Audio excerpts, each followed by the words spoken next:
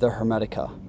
Welcome back, my friends. We're talking about Hermeticism, and I want to do some quick readings from the Hermetica, teachings from Hermes, and it's going to be teachings on yourself, because man is a marvel, and you must know thyself, my friends. You must understand what creates you, the form and nature of yourself. Therefore, that is the only way to knowledge, my friends. We must know thyself. We must know who we are, what we are, and where we're going, or else we will be lost. So hopefully this can provide some kind of foundation and get people interested into Hermeticism and more of the esoteric teachings. Again, this kind of stuff is not for everyone, but this can be quick readings of things I've put together from the Hermetica.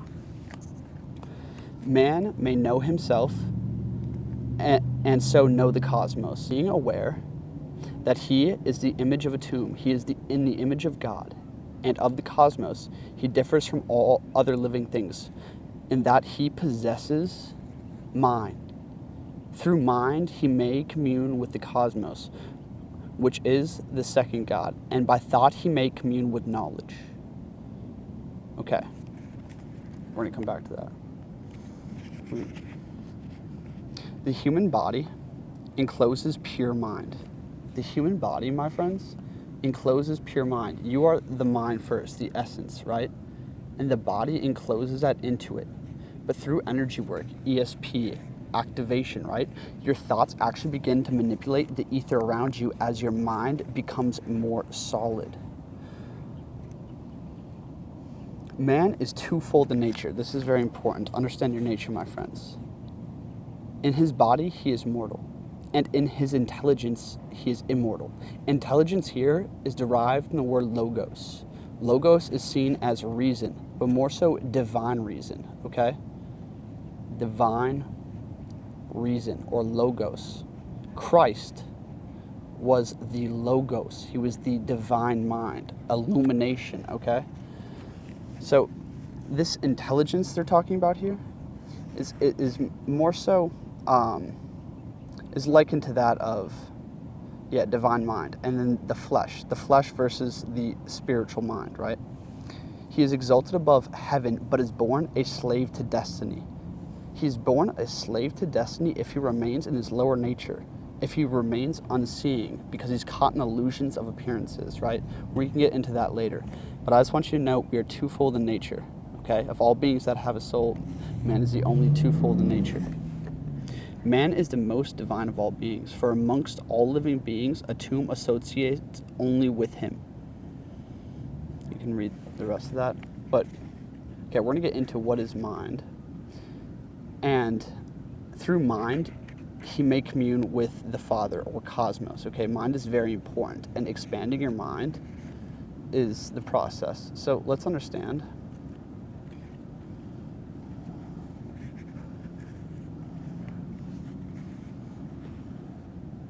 Mind cannot be enclosed because nothing exists within mind.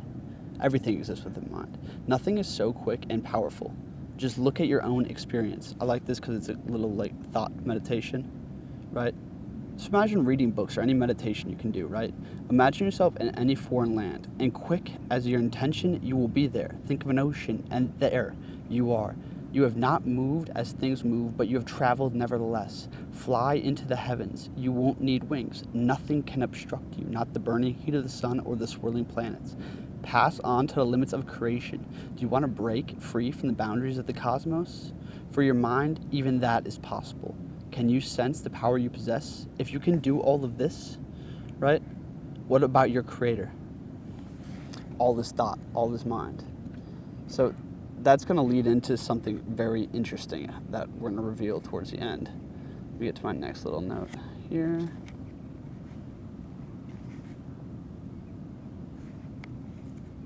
Bada bang. So basically, it's talking about the nature of soul, which is trapped in between the earth and the heaven, right? The soul. So we are the soul, which is the intermediator, right?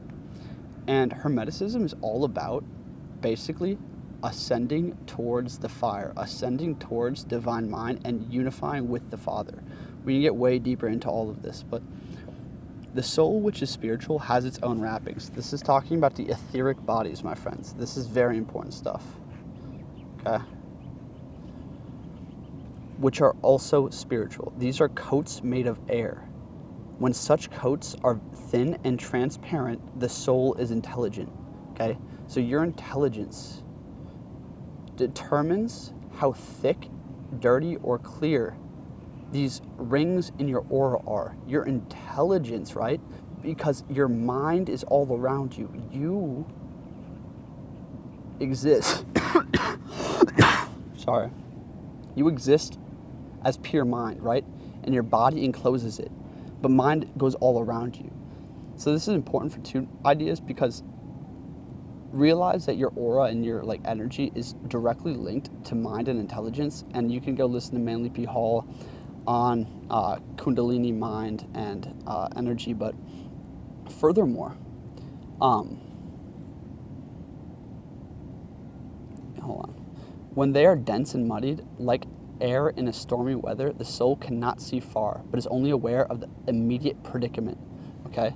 So the soul cannot see far if the soul is not intelligent, if it does not have spiritual vision. Okay, I'm about to be posting a 50-minute reading from the Colburn Bible all about spiritual vision. And why is vision important? It's because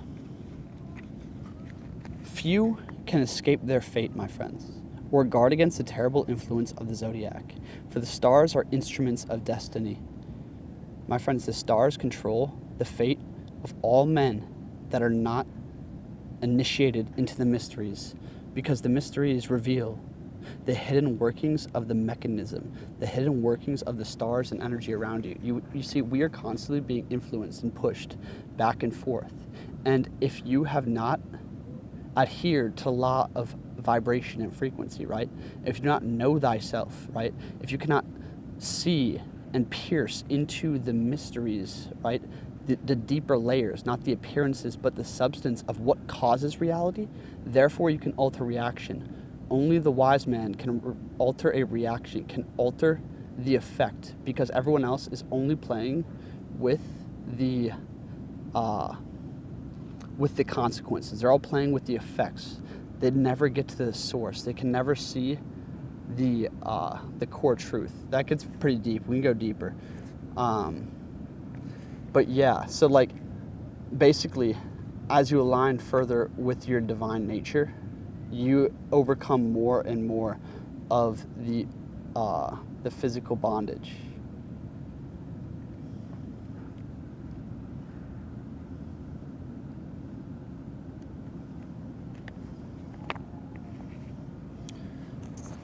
Okay, we're going to read Ignorance of the Soul. This is a pretty powerful chapter, my friends. Very powerful.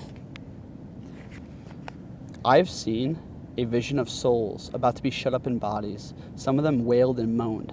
Some struggled against their doom like noble beasts caught by crafty hunters and dragged away from their wild home.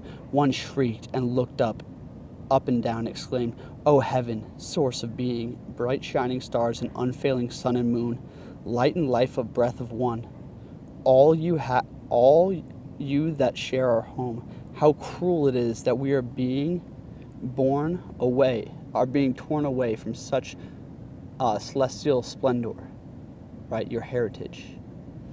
We are to be expelled from this holy atmosphere and from a blissful life we live here, to be imprisoned in a mean and sorry place. What hard necessity wait for us? What hateful things will we have to do to meet the needs of the body that will quickly perish? My friends, your soul and your mind are trapped in this cage of your body, right? And the thing is, 99% of people are completely ignorant of their soul. They are completely ignorant of who they are. Therefore, their soul is in despair. That who they are is crying, right? Because they're completely imprisoned to the programming, the influences, and the needs of the body, not the self. Our eyes will see little, and only through the fluid which these orbs contain when we see our vast heavenly home, contracted to size as small as an eye. Our sorrow will never cease. We shall not even see clearly, for we have been condemned to darkness, and we hear our brothers and sisters blowing with the wind, and we shall grieve when we are no longer breathing in unison with them. I want to get into this. This is a deep mystery, breathing in unison. I see this a lot in ancient texts, but that's just an idea to really illustrate and reinforce the nature of yourself.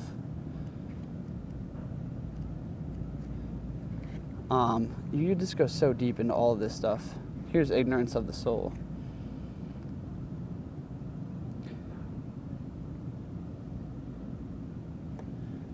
Okay.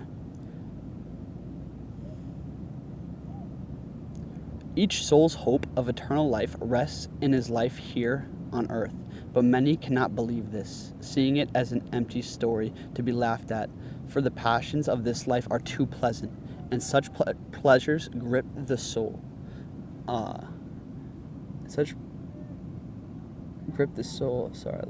the throat, holding it down to earth.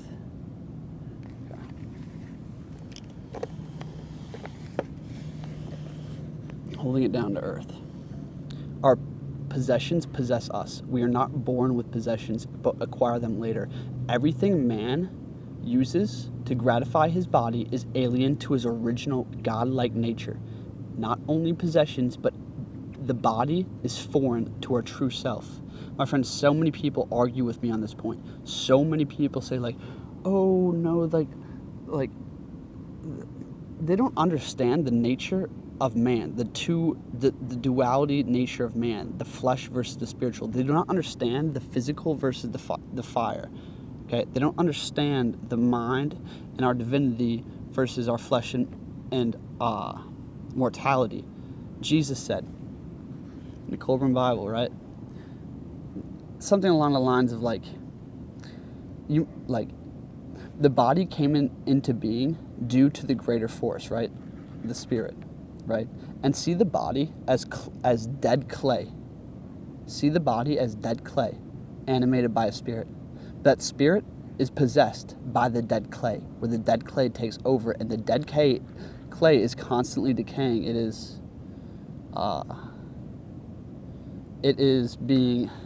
falling away, right? Like all things, it's decaying. This is what happens to material. But if the decaying material is in control of the soul, right? The soul, yeah, you see the problem here. A soul with no inner vision is blind to a tomb's goodness, tossed by a sea of passions which the body breeds. What fire burns like impurity? What hungry predator has the power to maim the body as impurity does to mutilate the soul? Can't you see the torture that the impure soul endures? It shrieks, I am burning, I am on fire, I don't know what to say or do, I am devoured. The miseries that possess me are not such cries that appeal to the souls in torment. Such a soul bears the body like a burden, as its master, not its slave. Do you see what I'm saying? Do you see what Hermes is saying?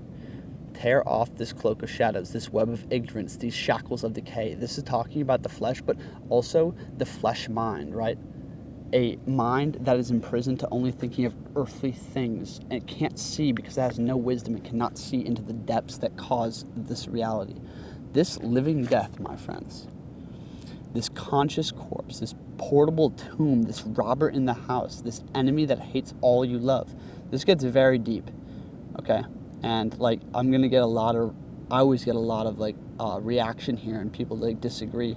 But they just need to understand and look into Hermeticism and the esoteric knowledge. It's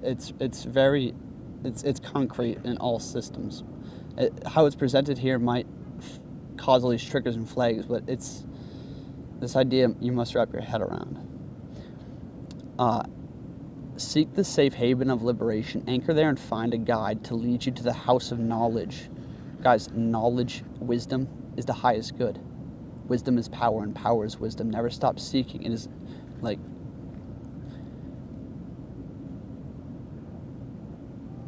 this is so funny. This is straight from the Colburn too. Okay, last part. Mind produces divinity. Through mind, some become godlike. For as Osiris teaches, gods are immortal men, and men are mortal gods. Wow. Wow. Mind is the divine part of the human being which is capable of rising to heaven. The material part, consisting of fire, water, earth, and air, is mortal and remains earthbound, so that he does not abandon the body that he has been entrusted to him. Soul is nourished by fire and air. The body, water and earth. The mind is the fifth part. This is very important to understand your elements here. Okay? Right? So the soul is nourished by fire and I forget the exact, but fire and air, right? Earth and water nourish the body, right? Earth and water nourish the body. Fire and air nourish the soul. Fire being passion. Fire being authenticity and connection.